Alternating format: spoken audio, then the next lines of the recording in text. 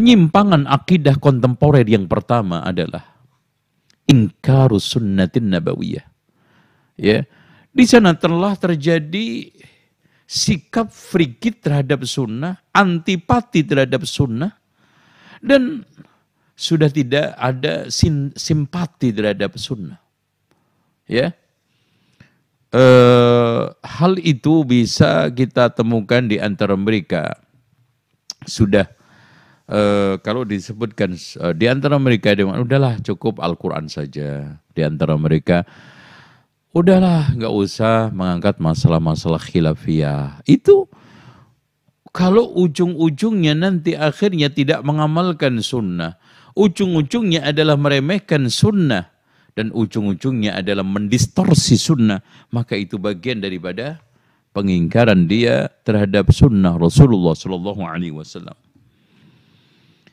Kita lihat banyak perintah Allah agar kita mengikuti Rasulullah. Ya, di antaranya ya ayyuhalladzina amanu atiullaha wa atiur rasul. Di antaranya juga wa may yuti'illaha wa rasulahu wa may yuti'illaha war rasula faulaika ma'al ladzina an'ama Allahu 'alaihim minan nabiyyin wasyiddiqin was-suhada'i was-salihin wa hasuna ulaika rafiqa. Ya, siapa yang mentaati Allah Rasulnya maka dijamin keamanan, dan itulah yang dimaksud kelompok orang yang kita minta setiap solat, ihdinas siratal mustaqim siratal ladzina an'amta alaihim. Tidak lain adalah mereka dari kalangan para nabi, tidak lain mereka adalah dari kalangan siddiqin, dan tidak lain di antara mereka adalah syuhada dan salihin. Dan itulah yang dimaksudkan Rasulullah SAW, khairun nasi qarni summa alladhina yalunahum summa alladhina yalunahum. Dan bahkan Allah Subhanahu wa taala mengatakan, "Wa may yushaqiqir rasula min ba'di ma tabayyana lahul huda wa yattabi' ghayra sabilil mu'minin nuwallihi ma tawalla wa nuslihi jahannama wa sa'at masira." Barang siapa yang sekarang ini menyelisih Rasul setelah datang kebenaran dan mengikuti jalan selain ijma' kaum muslimin, mukminin, dan terdepan adalah kaum ini sahabat khairun nas. Yang dikatakan oleh Abdullah ibnu Mas'ud, ma ra'ahul muslimuna hasanan fahuwa indallahi hasanun wa ma ra'ahul muslimuna qabihan fahuwa indallahi qabihun. Yang dimaksudkan muslimun adalah salafun salih, khairun nas. Yang terdepan adalah khulafaur rasyidin dan sahabat pada umumnya, kemudian tabi'in. Seperti yang ditegaskan oleh para ulama ahli sunnati wal jamaah. Bahkan Allah menggunakan satu ungkapan, fala wa rabbika la yu'minun. Demi Tuhanmu Muhammad, mereka itu sejatinya tidak akan beriman. Dari sini Allah menafikan keimanan siapa? Yaitu hatta yuhakkimuka fima syajara bainahum, sampai syaratnya itu iman wujud, mereka menjadikan kamu sebagai rujukan hukum di dalam hal yang mereka persengketakan, perselisihkan.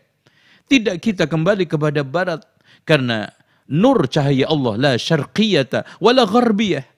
Tidak kita kembalikan kepada undang-undang adat buatan manusia atau kesepakatan manusia yang penuh dengan noda-noda hawa nafsu, akan tetapi kepada Allah dan Rasulnya.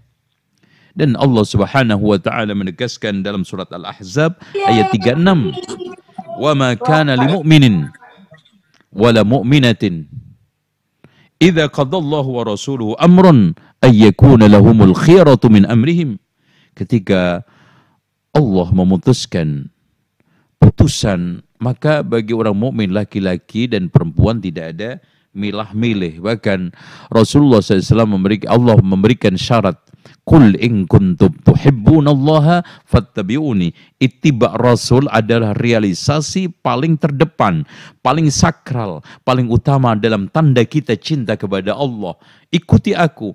Makanya cinta itu suatu ungkapan batin. Kemudian kita bentukkan dalam perilaku puncak ketaatan kita kepada Allah dan Rasulnya.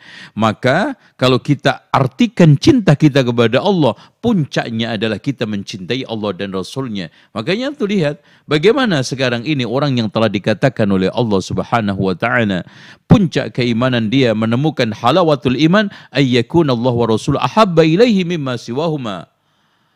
Itu kan gitu.